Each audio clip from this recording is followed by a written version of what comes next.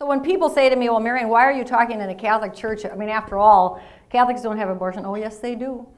Oh, yes, they do. Make sure all your churches of all denominations are stocked with brochures, by the way. We've saved 2 babies just from women picking up a brochure. One woman called one day and she says, I'm scheduled for an abortion. I'm standing in the back of this church and I read for the first time my baby has a beating heart and even fingerprints. And I said, where are you? And she told me she was in southern Minnesota. And I said, well, is that the church you go to? She says, I don't go to church. She says, I ran in here to get out of the rain. Isn't God good?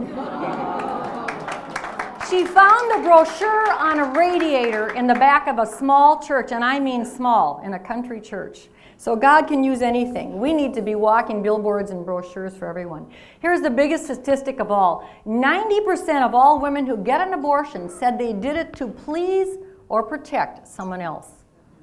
That's why our billboards don't address the pregnant woman. We don't say pregnant, need help. No, we're going to talk to her parents, to her boyfriend, to her husband, to her grandmother.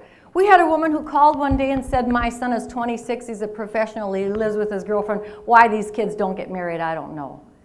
But she said he came in and said she's pregnant and we were going to have an abortion. And she says, you know, I wouldn't have interfered, I would have stayed out of it.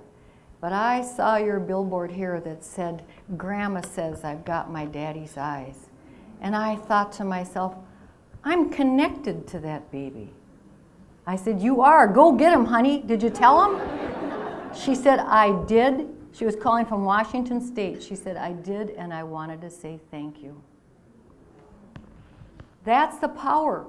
We had a father and a mother put their college-age daughter in a car and drive down I-35. If any of you have driven that 4-hour drive from the Iron Range, you'll know we happen to have a few billboards along the strip. We could use more. It was the father who called and said, we thought abortion was the best decision for her because we want her to stay in college. But I got to tell you, he says, your billboards just tore at our heartstrings. It was the father who changed his mind. The girl, by the way, we're convinced never wanted to have the abortion. No woman wants an abortion.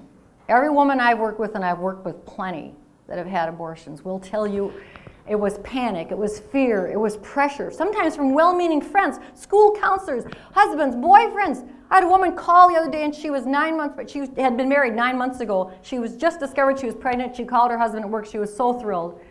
He said, get an abortion. I never signed up for this. She said, I never knew. I never knew he didn't want children. Sometimes they're not at all prepared. We need to do everything we can to reach out.